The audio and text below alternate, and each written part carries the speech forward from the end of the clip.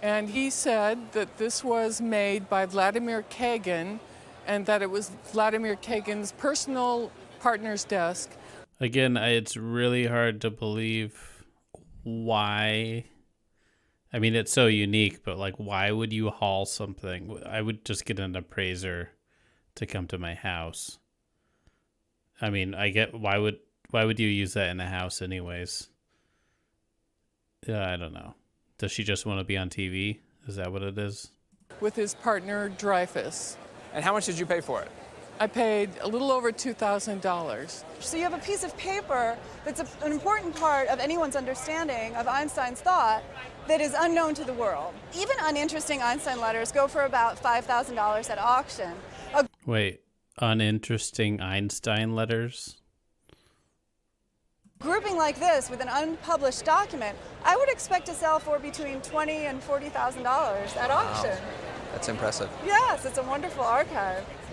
And I got it about 3 years ago.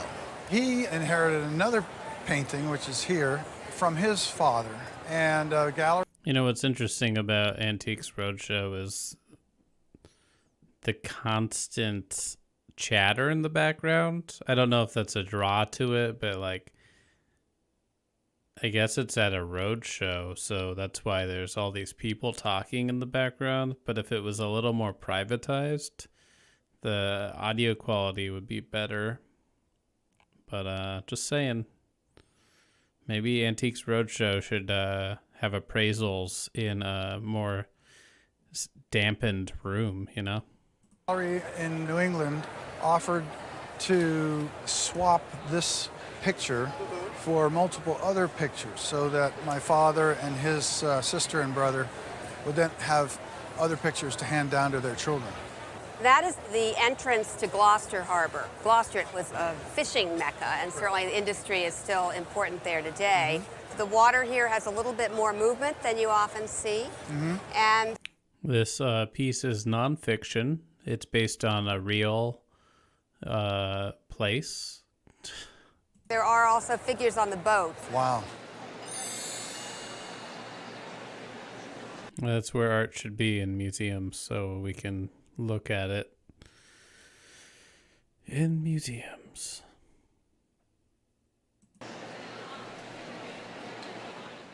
This was given to me by a dear friend. It came from her mother's estate, and her mother had recently passed away, and so she wanted me to have it.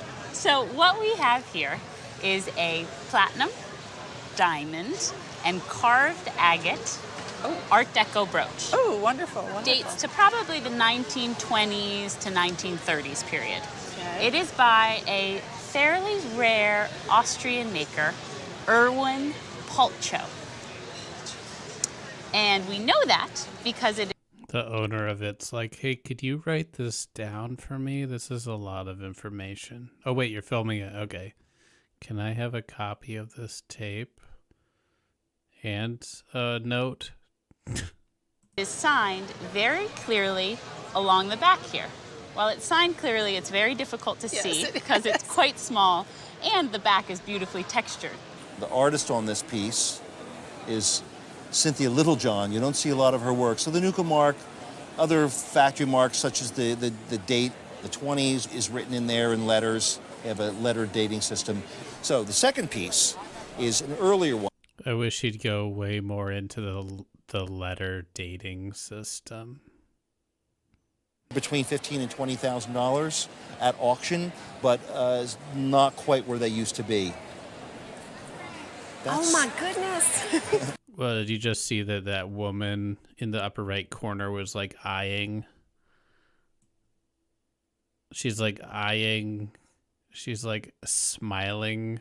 She's like, oh, check out how happy that woman is. Let's rewatch that. But not quite where they used to be. Oh my goodness. It looks like that woman in the upper right corner is like, I don't know, making expressions at this situation, but I could totally be misreading. And I was faculty at the School of the Art Institute at the time, so we got first crack at the contents of the Hefner Mansion when it was being sold, and was able to get this piece and the matching chair and ottoman. And they turn off the lights and use a black light. How much did you pay for all of them? Yeah, so when it was ready, he brought it over and he said, I painted you, here it is. I had no words, of course. Well, this is very unique because she's getting a painting appraised that's of her. I said, well, leave it here in his studio to dry it up. And his wife said, no, no, no. You take it right now because tomorrow it's going to be totally different. Oh, wow. He'll change it overnight. At auction, we think conservatively the value is in the realm of $12,000 to $18,000. That's more than I expected. That's very nice.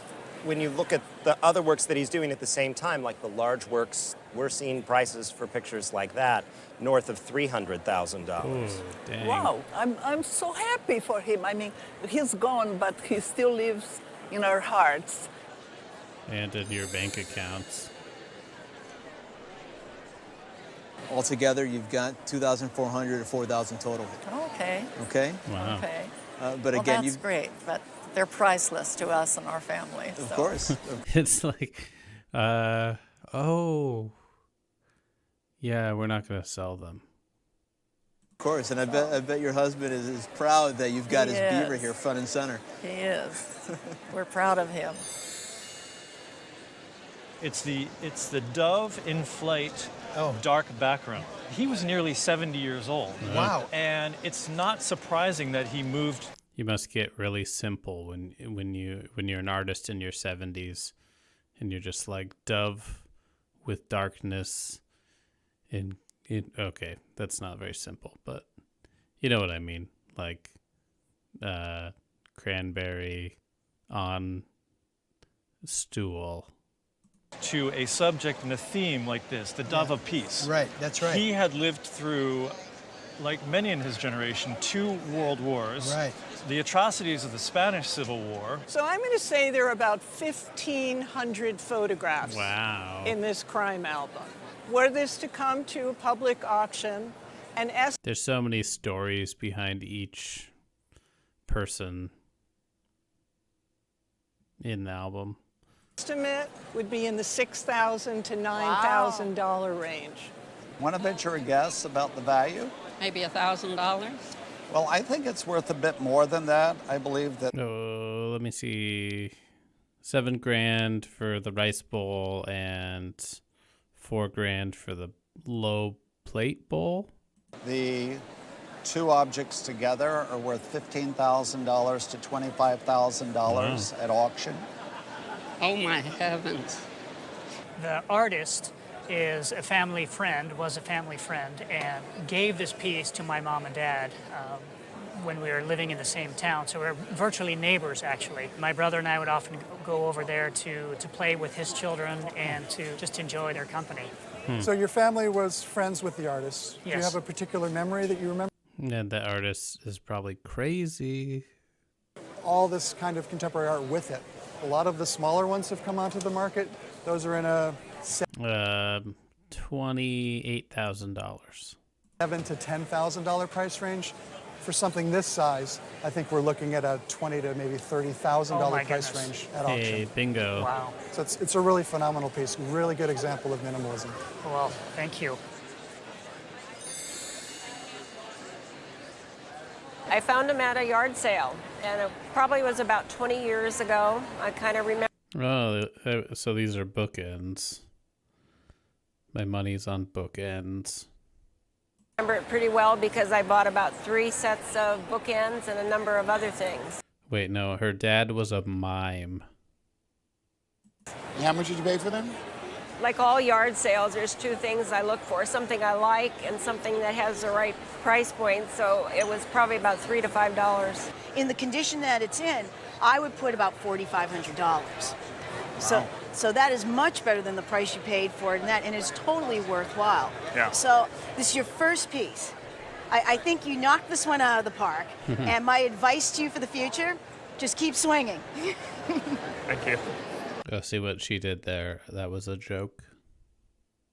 If I were to see these come up for sale at auction for the pair and including the watercolor, I would expect a reasonable estimate to be around about $4,000 to $6,000. Wow. Okay. Yeah. And now, how much money did it take to ship them from Europe to Seattle and then bring them to the roadshow? I mean, whatever. He used in his pitch the Drake equation, which was the equation by Dr. Frank Drake, which was an equation to come up with how many intelligent life forms might be in the universe based on planets. He didn't actually know. I think one of the coolest things about being an appraiser is you get one of those like wooden knitting needle pointers, or if you're doing jewelry, you get like that little metal pick. The equation at the time, so I love the fact that your father being a scientist, we have notes here, temporary get correct formula. Posters have been made of this. They call this the second variation. Oh. In Star Trek world. Is that right? The real one is the first variation, and Roddenberry's made up Drake formula is the second variation. Oh. It could go for $10,000 to $15,000 on the day. Oh my stars. This is a bit more common. Whoa, what a great exclamation for the subject matter. Organizers of the fair were trying to make a structure so impressive that it would leave its impression on the city for decades to come, and that's exactly what's happened. And this is a great depiction with the Space Needle prominent and the focal point of the entire poster. Yeah, Mark, there were 4 official posters for the Seattle World's. And now companies like Boeing and Google and Amazon, now they're going to leave impressions. It's signed down here, Fern, I for Isabel Coppage. And you're quite correct, she's best known for being associated with the group of artists, the Pennsylvania Impressionists, also known as the Bucks County. Yeah, Fern Coppage has a pretty good TikTok. Maybe check it out. As he's seated, you have before him an archaic bronze vessel, which is a censer, which is something that stylistically one would date to 1,000 years or more earlier. And you have next to that a box that would have held incense. This is like he's going to start appraising the items in the painting. The coral beads around the hand. The wonderful inner... If the beads were in pristine condition, they would be worth... play of colors of the gold and the blue and the red. And then in the background you have the bamboo. So the setting is just very, very atmospheric.